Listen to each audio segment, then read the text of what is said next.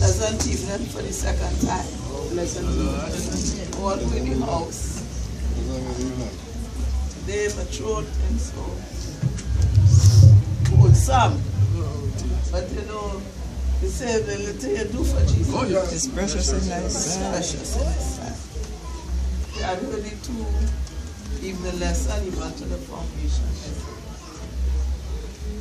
And the first lesson telling us how good and how pleasant it is for brethren to dwell in unity.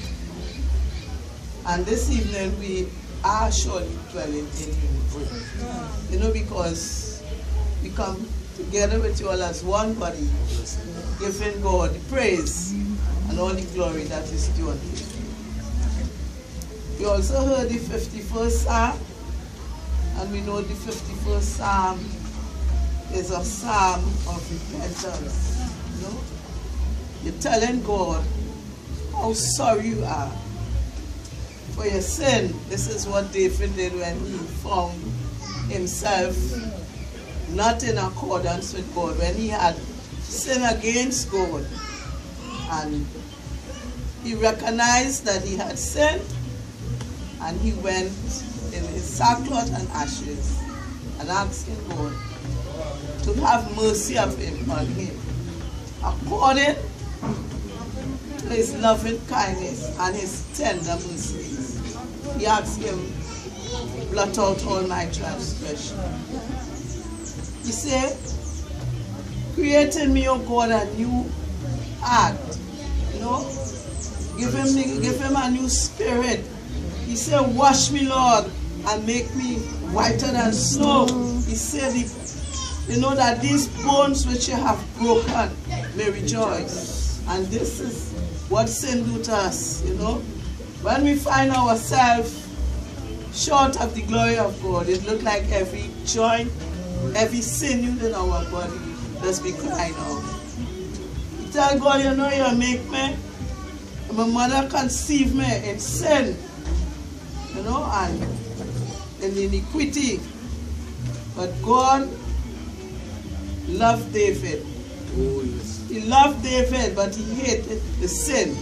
As we really say, I love the sinner, but I hate the sin. And he continued to go down and beg him. And in the end, he tell him that he would convert people unto him, and he renewed this right spirit within him. And we know that when God changes us, when He calls us from down the downward road of perdition, and He turns us around, we ought to bring people unto Him. We ought to shout to the top of the mountain how great God is, how He has saved us, and He gave us a new life. Because you know, when we receive water baptism, we are being renewed. We are being born, not of the flesh, nor of the will of man, but we are being born of God in the Spirit. And we come rejoicing ever. Now we read about the prodigal son. And when my shepherd done sing the little song, the prodigal sons and daughters come home. But you know, there's not only prodigal sons and daughters in the church, but sometimes we have prodigal sons and daughters in our homes. And sometimes, according to what they have done, we just want to turn our backs on them. But we have to do like this father. After they're gone, and they take all the little pittance, they do what they want with it. He looking out the window, he looking for that child that was lost. And the child he ain't looking, you know. They don't be looking, they're just having a good time. And they say, Mommy, them all right, you know. All I wanted was the money, but you know these days some of them killing you to get it and they can't wait. They ain't doing like the prodigal son and come and beg you for the inheritance. Oh God, they're doing all kind of things. Sign here. Yes. So you know they're doing all manner of things, but it's the same story. The same greed. I can't wait till Mommy dead or Daddy dead. I want it now. They ain't work for it. Some of them, they don't even know how you sweat. They don't know the torment you go through. But because God grant you a little something, a little surplus in your pocket, they're just praying for you today. And because the prayers can't be answered, they decide, you see me, I go kill she or I go kill he, because they want your substance. Yes. But this prodigal son, after he wasted all his money, you know, he party, he fed, he do all what he could. And he ended up with nothing. All the friends he had now, they just walk away and they left him. Nobody giving him nothing. He ain't had nothing. He hungry. And I'm sure he was naked too. And nobody ain't saying, look something. And what make it worse for him, a famine now come in the land. And as the famine come, he decided, I'm going to join that man over there, you know, because he have money. But as the Bible tells us, the man was a Gentile, and you know Jews ain't minding no pig. If we really know our Bible, especially from the First Testament, the Old Testament, we would know the Jews have nothing to do with swine. But he being a Jew and he hungry, he said, you see that I going to join that man, eh? And he going to raise pig, to help raise pig. Something that in the Jewish tradition is a curse. You being a Jew ain't supposed to mind no pig. You is a son of the Most High God, a son of the King. How come you minding pig? You supposed to mind a lamb, some sheep or some kind of thing. And in minding this pig, he began to want, he began to be hungry. And he watching out all the food the pig eating and he wish I could eat this food because you know he want to fight with the pig and all for the food.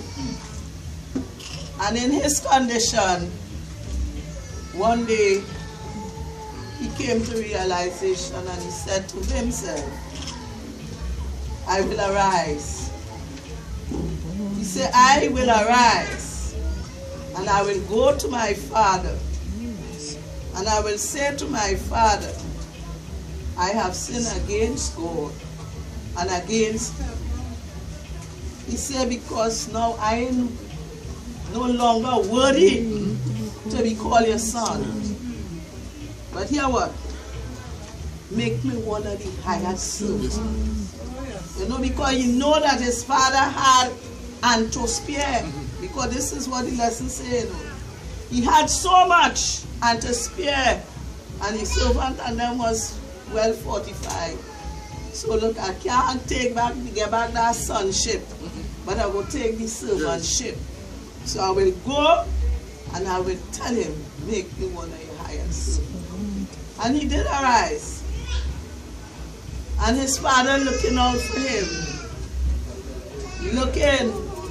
Probably he was living on top of Lavanty Hill, where you could see down the top. Or you're somewhere on top St. Barb's Hill, and you're looking down around the savannah. Because he had to be a far away, because he said it was a far country. So I'm making my own far country. Oh yes. And when he look out, far away, he's seeing this little thing coming. And he looking and he looking.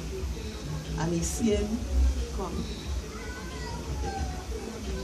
But when he was that far away off, he recognized it's my son will come in, yes. My son come in. And when he reached his father, of course he make his abasement, he told him how he felt and everything else. And the father so happy that the son come home. He said, come, come, come. Put a ring on his finger. Give him a new coat. He said, put shoes on his feet. But you know, that ring, it had some stones in it. And the stones had meaning, like reconciliation, like love, like peace, you know, joy. And he dressed him. And my Bible says that he dressed him with the shoes because the slave does be bare feet. So he put the shoes on his feet, signifying that he is still a son. He's still a son. And we know that when we come to Christ and we become like the prodigal son and we go to him, he does receive us. He does receive us because he say, come unto me, all ye that heavily laden, and I, Jesus, will give you rest. So you know he give you rest for your soul, for your mind and your body. But in all this happiness, he decided, well, look, let me kill a calf. Let me have a little feast and rejoice that my son which was lost is found, and he was dead and now he been made alive. So I guess they were singing, Amen. Grace of sweet song.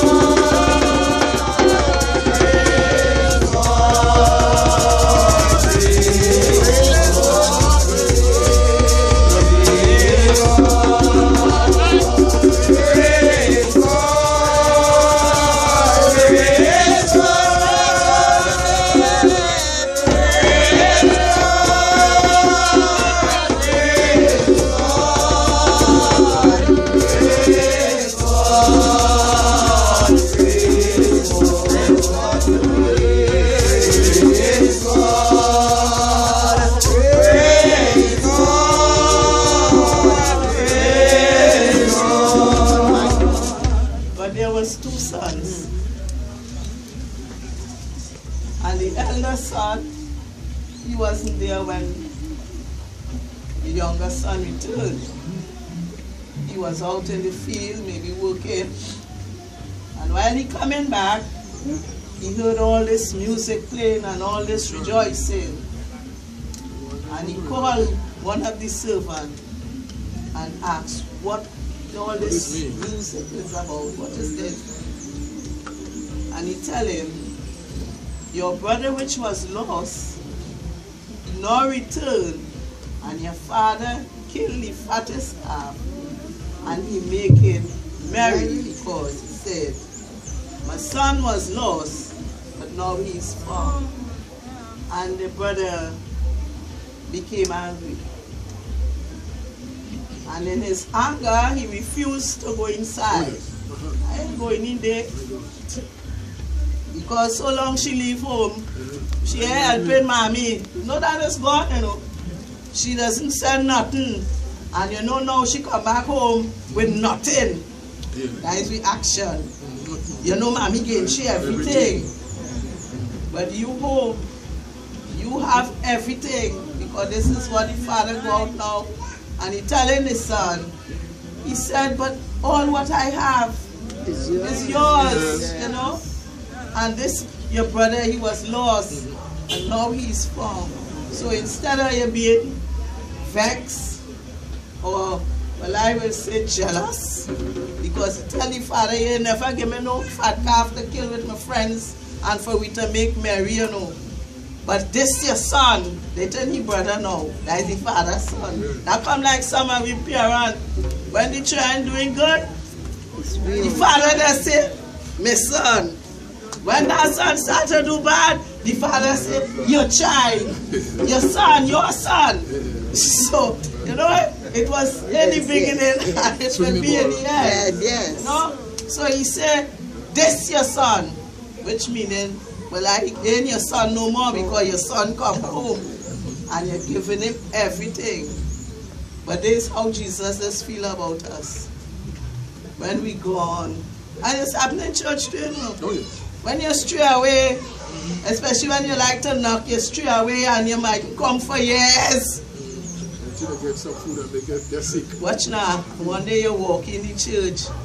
The father now, he forget all the members. We're sitting down there, we're helping him, propping him and keeping him up. The mother too. Look, she come in. And she happy. And you know you who there all the time. You get vexed.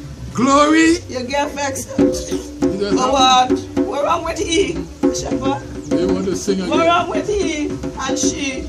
We here all the time, keeping the place clean, and we doing this and we doing that. And you know she now come back and look how she cheated she. Like, so all that is prodigal son, and all that is the prodigal son brother behavior.